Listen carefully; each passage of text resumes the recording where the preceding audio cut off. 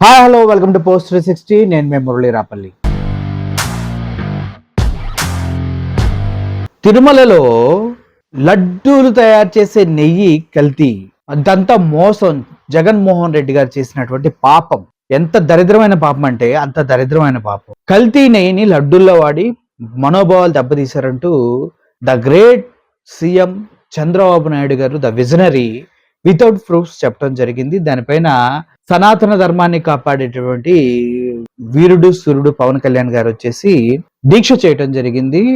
అయితే దానికి సంబంధించి చాలా అనుమానాలు ఉన్నాయి. తిరుమల తిరుపతి దేవస్థానంలో అపవిత్రం జరిగితే భవానీ మాల వేసుకుని ఆయన రావడం ఏంటి, అసలు మెట్లు ఎక్కడో కడగటం ఏంటి, తిరుమల లడ్డు గురించి ఫస్ట్ చెప్పి తర్వాత లేదు అన్నిటి విషయమై తనే మాట మార్చడం, ఇవన్నీ జరిగిపోయిన స్టోరీస్. వీటి గురించి నేను ఇప్పుడు మీకు చెప్పడం అంత సబబు కాదైనా కూడా జస్ట్ ఇప్పుడు నేను చెప్పబోయే స్టోరీకి లింకప్ అయి ఉన్నాయి కాబట్టి ఒక మాటగా మేము ముందుకు తీసుకురావడం జరుగుతూ ఉంది. ఎందుకంటే నెయ్యి కల్తీ జరిగింది.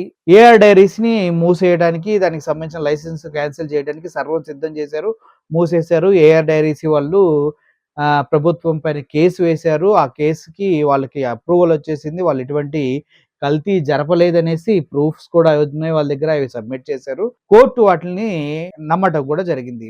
వాళ్ళకి ఏఆర్ డైరీస్ అని చీజ్ చేసే ఒక ప్రక్రియ కూడా ఆపేయటం జరిగింది. సో ఏఆర్ డైరీస్ని పక్కన పెట్టారు. ఇప్పుడు నెయ్యి ఎక్కడి నుంచి కొంటున్నారు అనేది తెలియదు. కానీ ఎప్పుడైతే టీవీ5 బిఆర్ నాయుడిని టీటీడీ చైర్మన్ గా చేశారో అప్పటి నుంచి అంత సర్వత్రా టీడీపీ ఫేవర్ గాని టీటీడీ నడుస్తుందేమో అనిపిస్తూ ఉంది. చంద్రబాబు నాయుడు కనుసన్నల్లో చంద్రబాబు నాయుడుకి అనుచరుడుగా బిఆర్ నాయుడు ఉన్నాడు కాబట్టి ఆ బిఆర్ నాయుడు ఏం చేసినా కూడా ఇప్పుడు సెన్సేషన్ అయిపోతూ ఉంది. సో బిఆర్ నాయుడు మొన్న మాట్లాడుతూ ఒక టీవీ ఛానల్కి ఇచ్చిన ఇంటర్వ్యూలో జగన్మోహన్ రెడ్డి వాడు అరెస్ట్ అవుతాడు అంటూ పరుషంగా మాట్లాడటం జరిగింది, వాడు వీడు అంటూ. అయితే బిఆర్ నాయుడు గాడిని అలా అనలేము, కానీ మనం బిఆర్ నాయుడు గాడు, బిఆర్ నాయుడు గాడు వేస్ట్ గాడు అని మనం మీడియా ముఖంగా అనలేము. ఎందుకంటే మనకి సభ్యతా సంస్కారాలు ఉన్నాయి. ఆయన మాత్రం జగన్మోహన్ రెడ్డి వాడు అరెస్ట్ అవుతాడు చూడు అంటూ ప్రముఖ ఛానల్కి ఇచ్చినటువంటి ఇంటర్వ్యూలో మాట్లాడటం జరిగింది. ఇది బిఆర్ నాయుడు సంస్కారం అన్నమాట.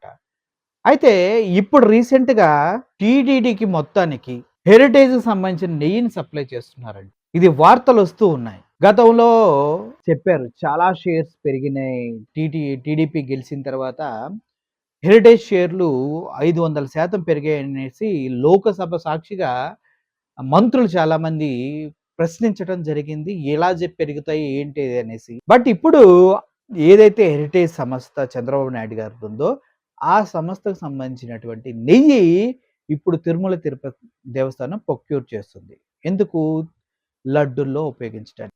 ఎవడన్నా 350 రూపాయలకి 345 రూపాయలకి నెయ్యి అమ్ముతాడా కొంటాడా అని మాట్లాడినటువంటి చంద్రబాబు నాయుడు గారి హెరిటేజ్ నెయ్యి ఆన్లైన్లోనే 450 రూపాయలకి అమ్ముతూ ఉన్నారు. అటువంటిది ఓవరాల్గా కొన్ని వేల టన్నులు కొనే దగ్గర అంత తక్కువకి ఎలా వస్తుంది అని ఎద్దేవా చేయటం కూడా జరిగింది. టోటల్గా ఈ గేమ్ అంతా చూసుకున్నట్లయితే మనం నిజంగా హెరిటేజ్ నెయ్యి కనుక తిరుమల తిరుపతి దేవస్థానానికి సప్లై చేస్తూ ఉన్నట్లయితే ఫస్ట్ నుంచి కుట్ర జరుగుతూనే ఉంది. ఎప్పుడు లడ్డూలు వాడే నెయ్యి అపవిత్రమైందనేసి ఎప్పుడైతే చెప్పారో అప్పటి నుంచి హెరిటేజ్ నెయ్యిని తిరుమలలో వాడాలి. ఎందుకంటే అక్కడ వాడే నెయ్యి కొన్ని వేల టన్నుల్లో వాడతారు కాబట్టి, వేల లీటర్లో వాడతారు కాబట్టి దాన్ని క్యాప్చర్ చేయటం కోసమే ఈ ప్రోపగాండా స్ప్రెడ్ చేసి వెంటనే దాన్ని గనక తీసుకెళ్లి హెరిటేజ్ నెయ్యిని వాడితే పార్టీల నుంచి ప్రతిపక్షాల నుంచి వ్యతిరేకత వస్తుంది. ఇదే చంద్రబాబు నాయుడు గారు చేయాలనుకుంది. అందుకోసమే కల్తీ నెయ్యి వాడారంటూ కామెంట్ చేశారనేసి ప్రజలు అనుకుంటారనేసి ఎంతకాలం ఆగి ఇప్పుడు మళ్ళీ అదే హెరిటేజ్ నెయ్యిని తీసుకెళ్లి తిరుమల తిరుపతి దేవస్థానం లడ్డూల తయారీలో వాడటానికి చూస్తున్నట్లు తెలుస్తుంది. దీనికి సంబంధించి ద గ్రేట్ బిఆర్ నాయుడు గారు మాట్లాడటం జరిగిందని చెప్తూ ఉన్నారు. ఎంత ఘోరం అంటే అంత తప్పిది. పాడు చేసి వీళ్ళు ఎదగటం కోసం ఎంతకైనా దేవుణ్ణి కూడా వాడుకోవటం అనేది చాలా చాలా తప్పని మనసారా నేను నమ్ముతున్నాను. మీరేమనుకుంటున్నారు?